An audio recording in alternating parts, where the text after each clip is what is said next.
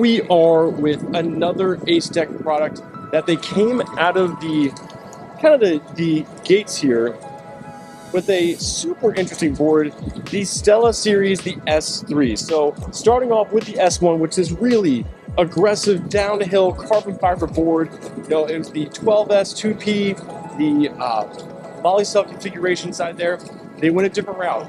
This is the same as the Stella Mini, batteries, ESC, and motors, and they just added it to a longboard. Now, this longboard is a unique shape.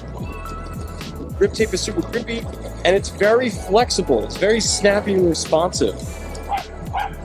How we doing, guys? With the 90mm wheels paired on here as well, too, it is very, very responsive. At that 13S 2P configuration, I think that accelerated higher end velocity, higher end speed is just something that's pretty interesting that a lot of companies are starting to go into. So getting away from the 12S series and lower end, starting to put in 13S 2P configurations, it just adds that much more efficiency, adds much more heat dissipation. So just better overall for the battery pack, better overall for the user and rider experience on it. Now, 50 amp, I believe, ESC on this thing, 6355 motors, if I am not mistaken. But just an overall really good board. I mean, the Stella Mini was solid, super fast and responsive, so I'm expecting nothing less from this board. This is actually my first real time kind of jumping out on it. Let's go ahead and take a look. This is S Plus mode, almost full battery.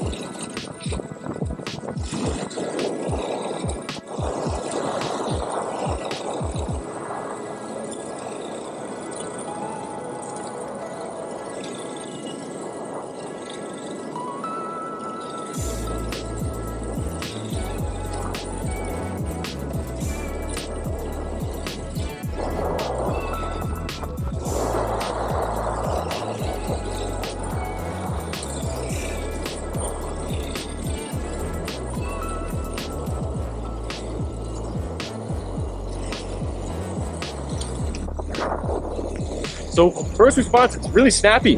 Feels great. It's got some bounce to it. Yeah, so some really interesting flex that when you're carving it, I feel that pushback, which I kind of enjoy.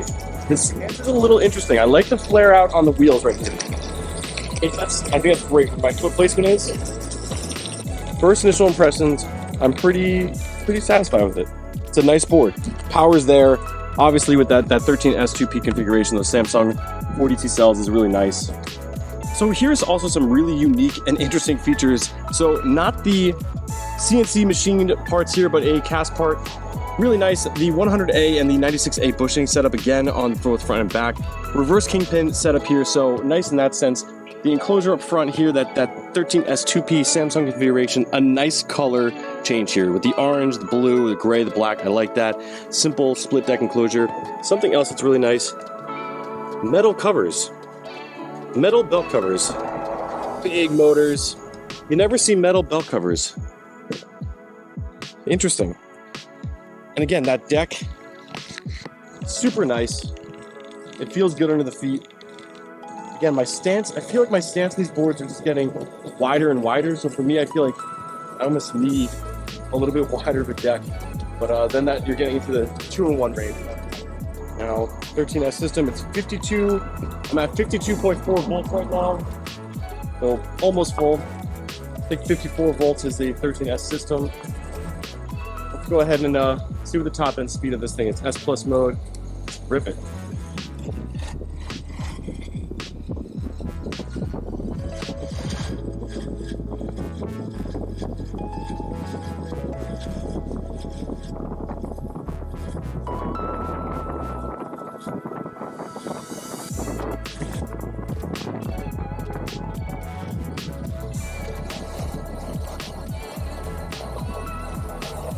Super stable.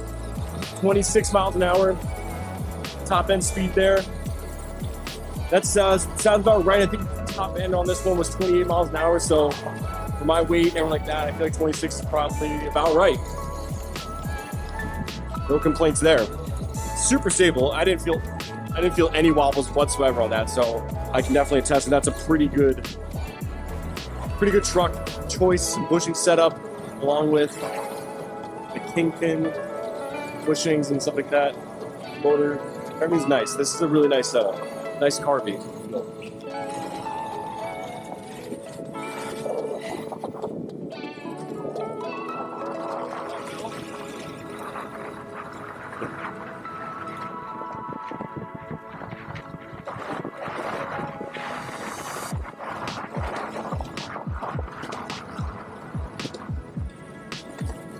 No problem.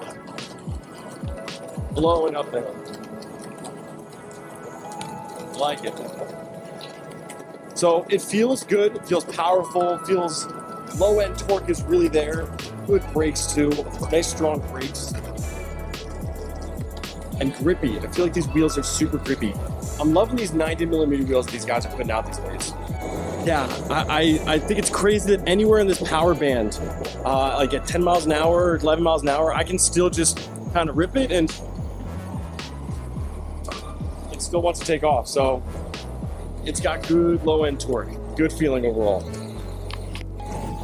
And great grip. Stability feels really nice. I guess that's that bushing, the 100A and the 96A combination there. Interesting choice that they always do that. They kind of combine them. I might swap it up, but stability wise, it's very nice. Yeah, it's just got that oomph. Like no matter where I am, a little twitchy. Like you can really kind of see when I can twitch this thing.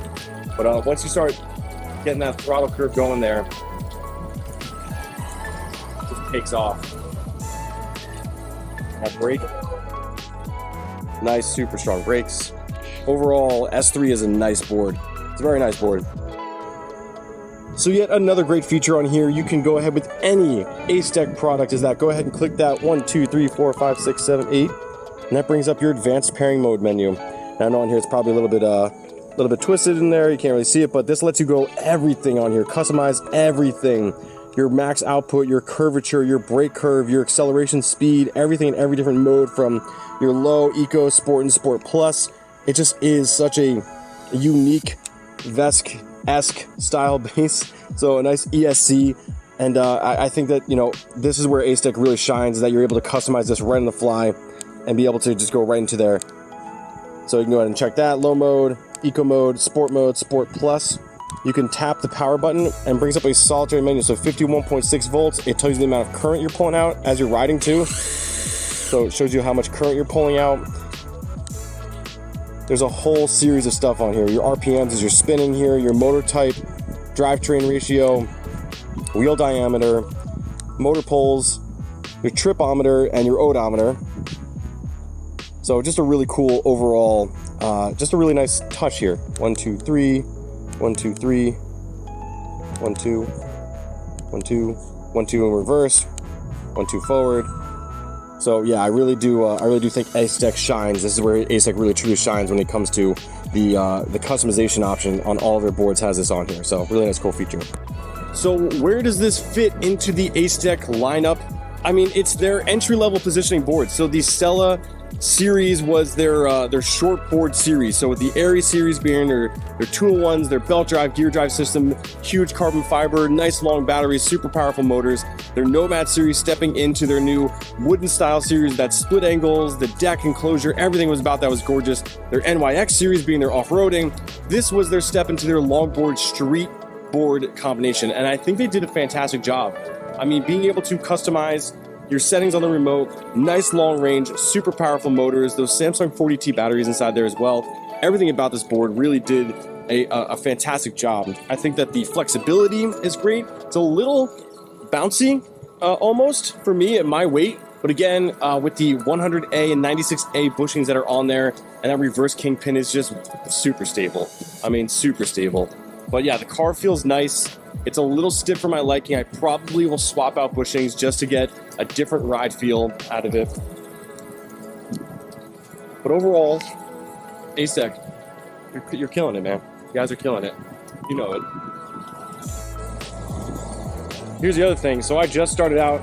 The ESC came at 0. The trip odometer came at 0. I'm at 4.2 miles, and I've just dropped 1 out of 10 bars that are on here.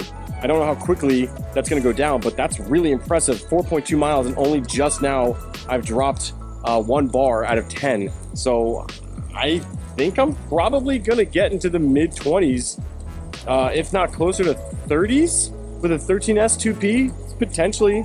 I mean, 90 millimeter wheels, nice lightweight board. The Stella Mini was definitely a pretty good mid-ranged mid-20s on the range test there, so I feel like maybe because it's a little bit longer wheelbase, I won't have to be on throttle as much as I would as the Mini series. So who knows? Overall, really nice.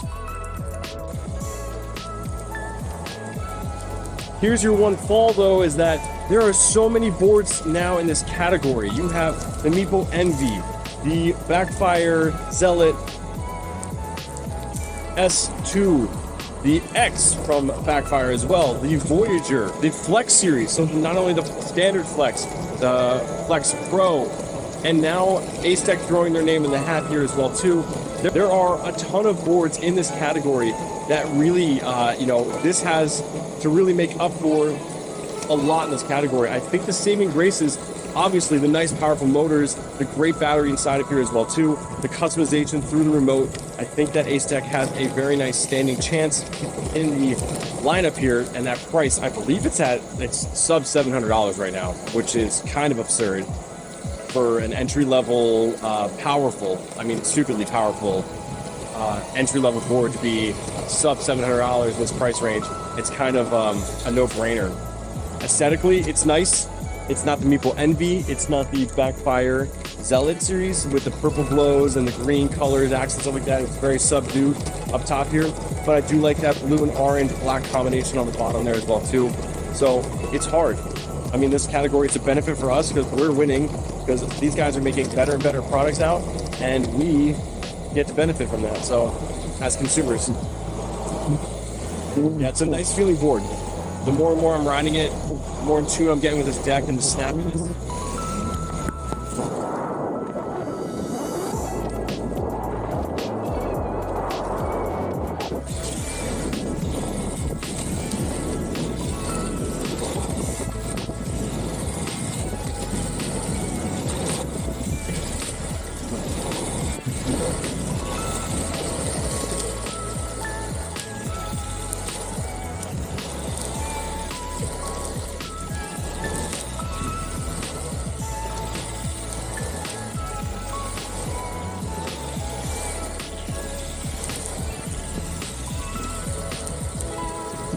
Yeah, it's a good one.